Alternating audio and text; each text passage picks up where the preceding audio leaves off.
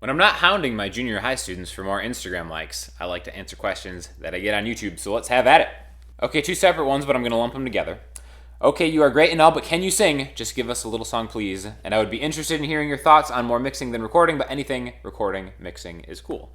So the reason I lumped these two together is because I think tomorrow I'm going to post a music video of one of the songs I'm working on for this massive project that I have coming out in a few months. Now, it's kind of like it's definitely a rock song, and the reason I'm putting it out now is because I want to start doing recording and mixing videos, and I wanted an example to kind of use of like how I did it. So I'll kind of go through like how I tracked it, how I like wrote it, and how I recorded it and stuff like that. So it'll be just kind of a good example. It was definitely painful for me to do because it's essentially just a music video of me kind of like playing all the instruments, which for whatever reason I think is kind of lame. It's almost like I'm trying to look cool or whatever. I don't know, whatever. I definitely appreciate your guys' feedback, but I will have that out tomorrow. And then coming after that, I'm going to kind of go behind the scenes and show you kind of like what I was thinking and how I recorded it and stuff like that. So definitely stay tuned for that. Awesome. Your blues lessons are great, though you make it look easy. Question, Gary Clark Jr., are you a fan? I don't believe I've heard you mention him as a more modern guitar player. What are your thoughts? So I'm definitely a fan of Gary Clark Jr. I think he is a very well-educated blues player. Like, he can do really any kind of blues that you're looking for. I think his fingers are not human being fingers for whatever reason. If you just see him play, it's just kind of like, it's almost hard to relate to how he plays.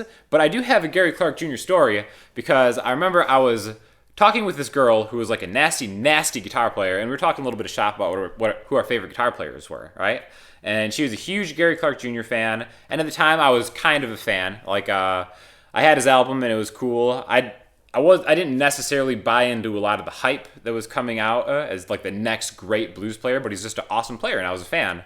And then we were talking about favorite guitarists, and I was like, I'm more of a Hendrix guy.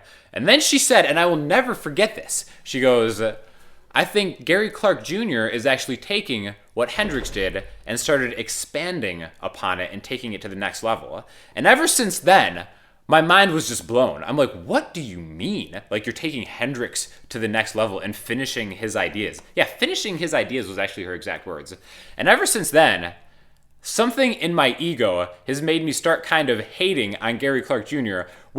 through no fault of his own. Like, I went from being kind of like a fan to hearing this thing about like picking up the Hendrix torch, and then I've been like adamantly like, F Gary Clark Jr., man. Who does he think he is? It's like the weirdest kind of thing.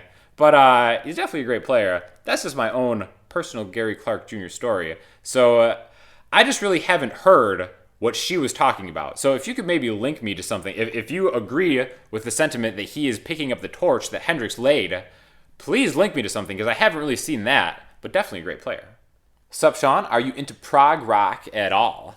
I believe the answer is yes, but I don't technically know what prog rock is.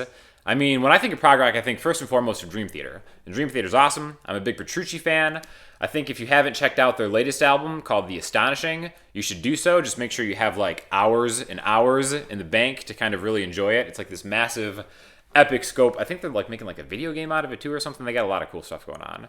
But some people also classify like Muse as prog rock, and Muse is like definitely one of my like one or two favorite bands ever. So if that's the case, then I'm definitely into prog rock. If it's more of just kind of like the Dream Theater, kind of like more ethereal, jammy stuff, then I'm into it, but not as much as regular rock, which I get confused about what rock is nowadays. But I think I'm into prog rock.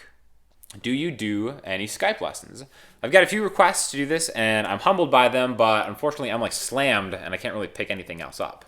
But if you're looking to do something like Skype lessons, I think it's like a really cool thing, because there's really no substitute for having your questions answered by a teacher who is educated in kind of like what you're trying to do. So I really try to do a good job of answering as many questions as I can to you guys, but again, there's really no substitute of being face-to-face with somebody.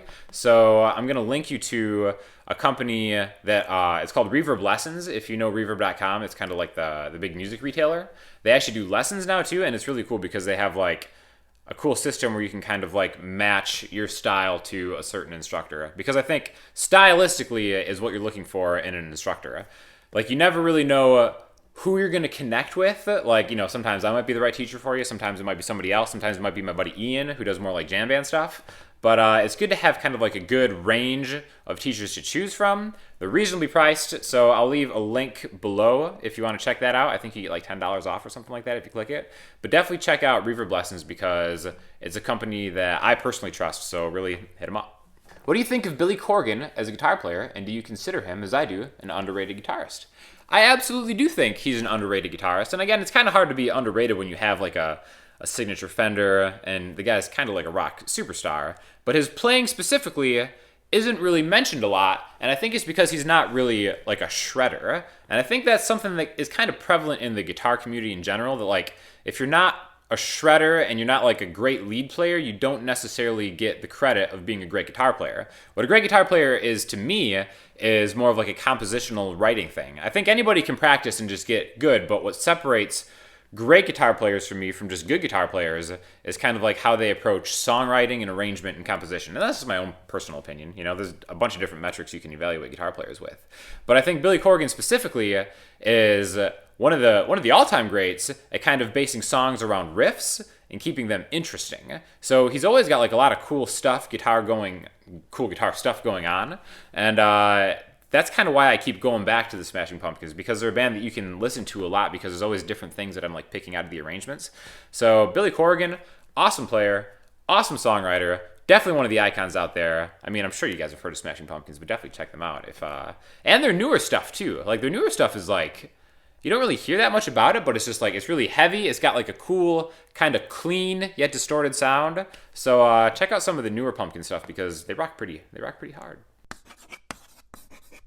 In an effort to humbly bury the axe of the feud I have with Gary Clark Jr. that was created only in the ego of my mind, I'm going to link you to a really great song of his. So check this out because it's just a good riff. It's very fuzzy. I think he's also a great singer, by the way. So check out Numb if you haven't already. And also hit me up on Twitter and Instagram and leave any questions in the comments there. Tweet them at me, and I will talk to you soon. Thanks.